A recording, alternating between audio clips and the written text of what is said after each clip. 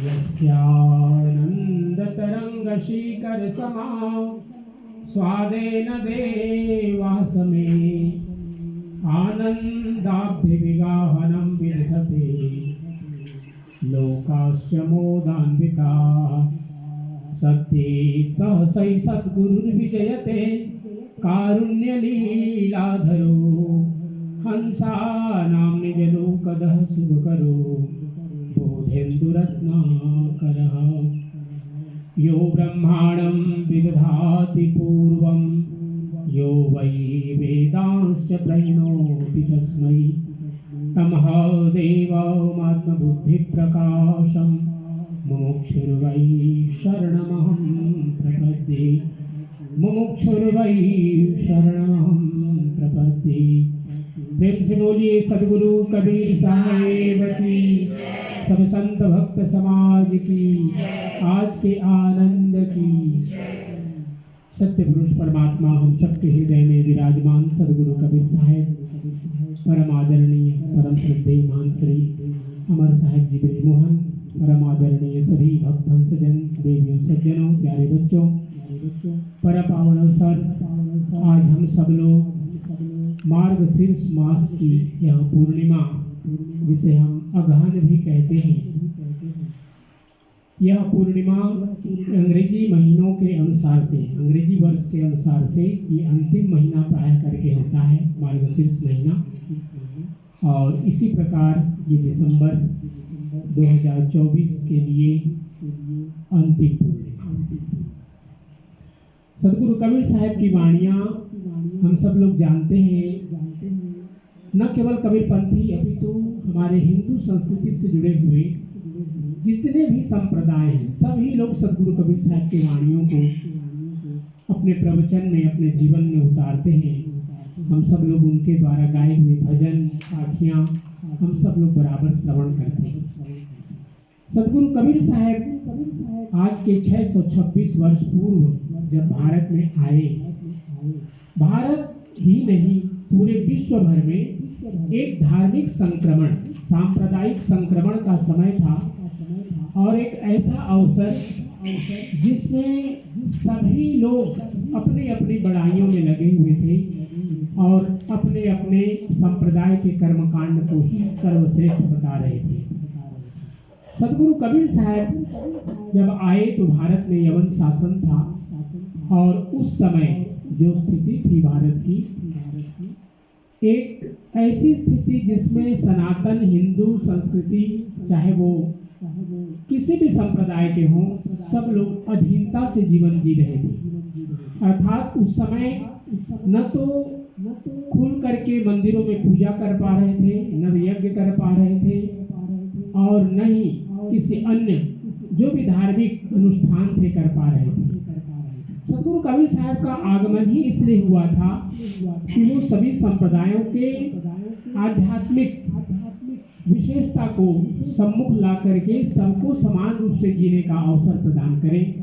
और यही सद्गुरु कबीर साहब के सत्यलोक से पृथ्वी पर आगमन का एक उद्देश्य था।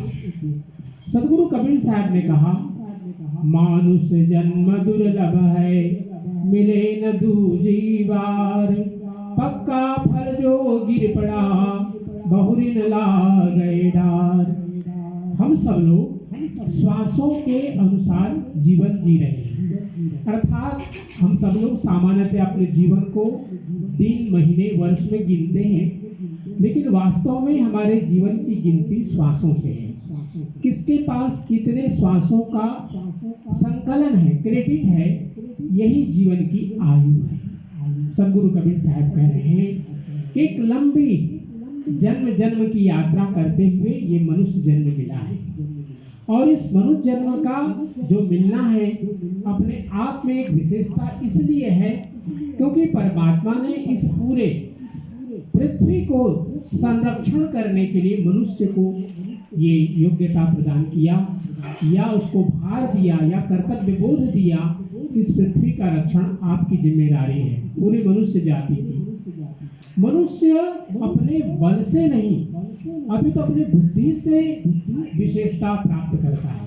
अर्थात मनुष्य को इतनी बुद्धि मिली हुई है, विवेक मिला हुआ है, जिसके कारण ये नए नए प्रकार के आविष्कार करते हैं।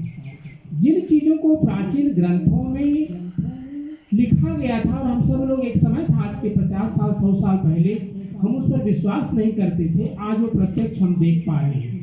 एक अमेरिका में, एक भारत में बैठा हुआ व्यक्ति, हम सब लोग या और कई देशों में बैठे हुए लोग मिल करके जूम के अनुसार से हम लोग मीटिंग कर लेते हैं। आमने सामने जैसे बैठ करके बात कर रहे हो, इस प्रकार की स्थिति होती है। आज के 100 साल पहले कोई इस बात को कहता तो लोग सोचते कि झूठ बोल रहा है, लेकिन मनुष्य के बुद्धि का विकास, विज्ञान का विकास देखिए कि आने वाले और समयों में जो हम सोच भी नहीं रहे शायद, वे सभी और चीजें आने वाली हैं।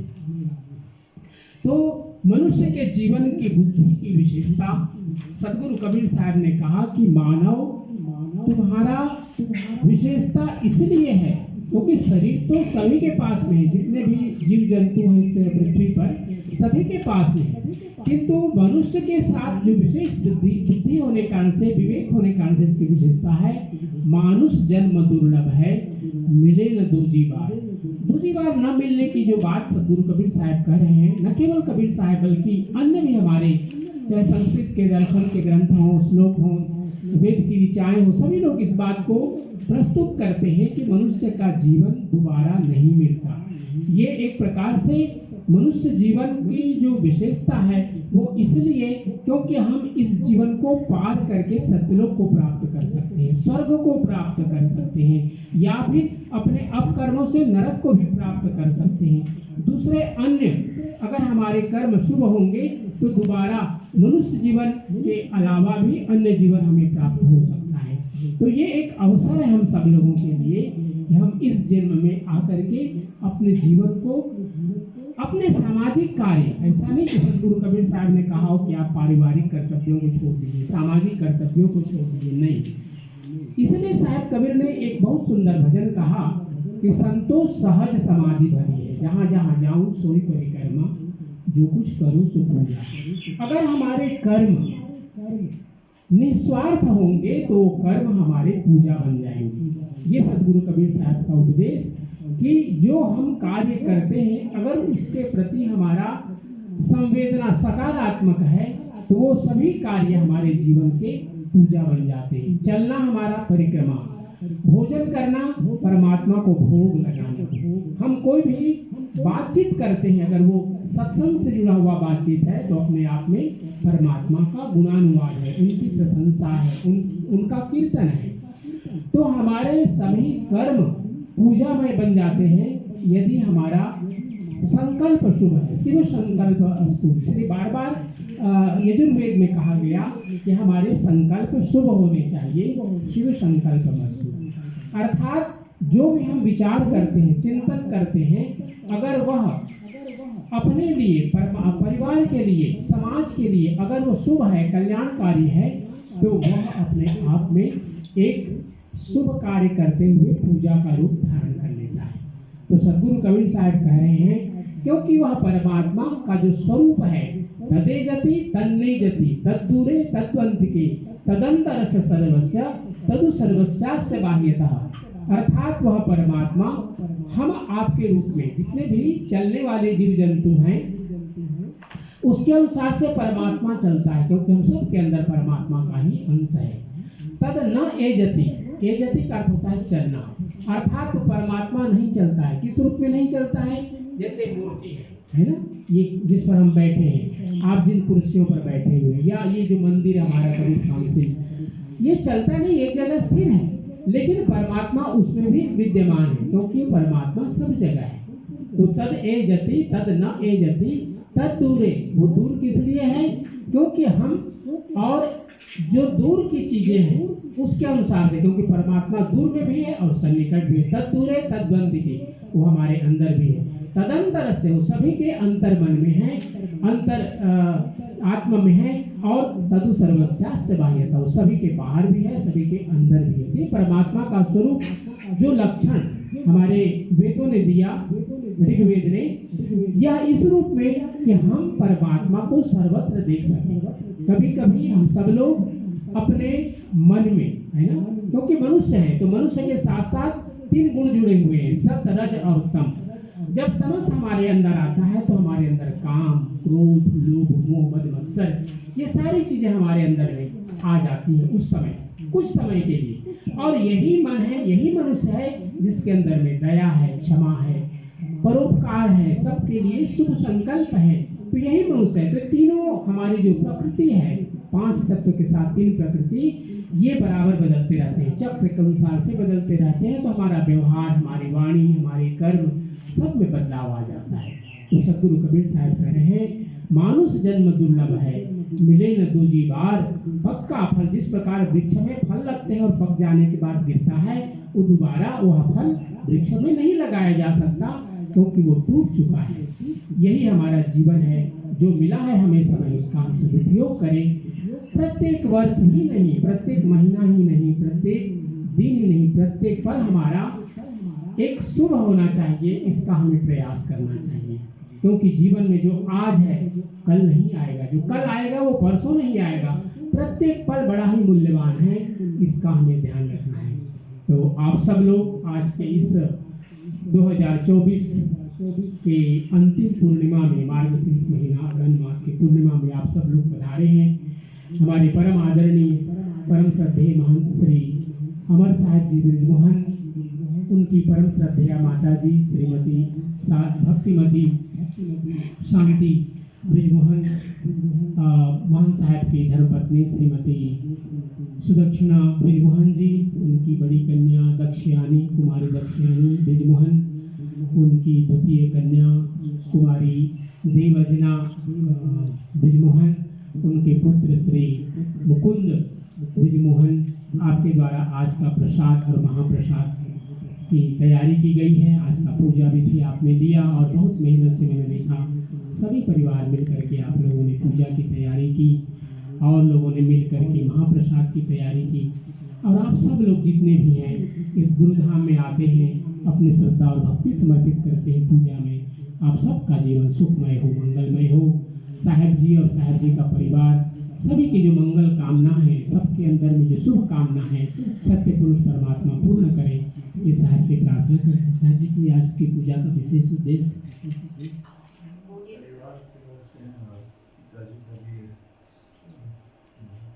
हाँ, इसी महीने में ओके, परम श्रद्धेय महंत साहब जी के पूज्य पिताजी सत्यलोकवासी श्री आदिनाथ साहब जी, आज के कितने साल हुए उनको?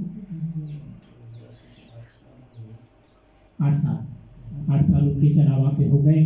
जहाँ कहीं भी है वो उनकी आत्मा को सत्य पुरुष परमात्मा शांति प्रदान करे, सदगति प्रदान करे और उनके द्वारा आशीर्वाद आपके पूरे परिवार को मिलता रहे।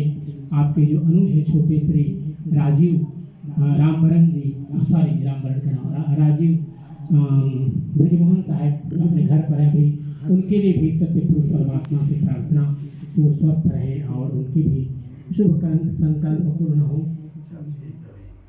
उनका भी इसी महीने में ना परम श्रद्धेय श्री सीता माता ना, सीता माता बृजमोहन जी, उनका भी इसी महीने में चलावा हुआ था कि उनको भी सदगति प्राप्त हो, सदगुरु से प्रार्थना है। तो इन सभी निमित्त से आज की पूजा हमारे आदरणीय महंत साहब उनके परिवार ने लिया है और सभी जितने भी लोग हैं सबके जीवन की जो शुभ संकल्प है परमात्मा पूर्ण करें।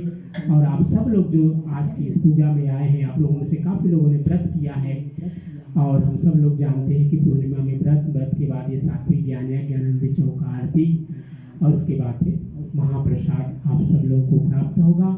तो आप सब लोगों का जो आने वाला नया साल है 2025, वह भी शुभ हो, संकल्प हो और आप सबकी जो भी योजनाएं हैं अगले साल के लिए सत्य पुरुष परमात्मा उनको भी पूर्ण करें। आपकी बेटी का शायद परीक्षा थी, एग्जाम दे रहे हैं, शायद सेकेंड ईयर था आपका शायद, तो उसमें भी आप अपनी सफलता प्राप्त करें, क्षमा करें, हाँ अंतिम ये PSC है ना, तो उसमें भी आपकी सफलता हो और जो भी आपके जीवन की योजनाएं हैं सत्य पुरुष परमात्मा पूर्ण करें।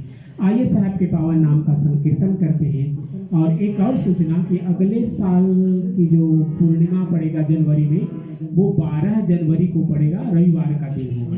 तो बाद में सूचना आप लोगों को कबीर काउंसिल समिति की ओर से दी जाएगी, लेकिन हम अपने तरफ से जो एक सूचना है, क्योंकि पूर्णिमा का लिस्ट बन गया है और मैं सोचता हूँ कि कुछ ही दिनों में आप सब लोगों को प्राप्त हो जाएगा। तो आइए साहब के पावन नाम का संकीर्तन करते फिर आरती करेंगे। सत्यनाम सत्यनाम सत्यनाम हो, जय करुणामय सत्यनाम हो। सभी लोग सत्यनाम सत्यनाम करुणामय सत्यनाम हो, सत्यनाम सत्यनाम सत्यनाम हो, जय करुणामय सत्यनाम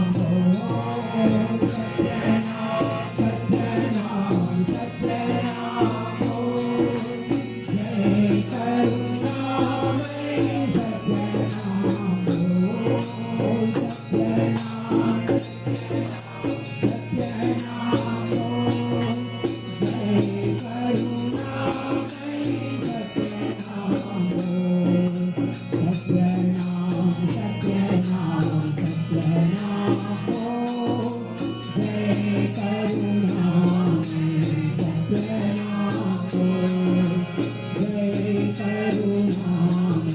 सत्यनाम हो,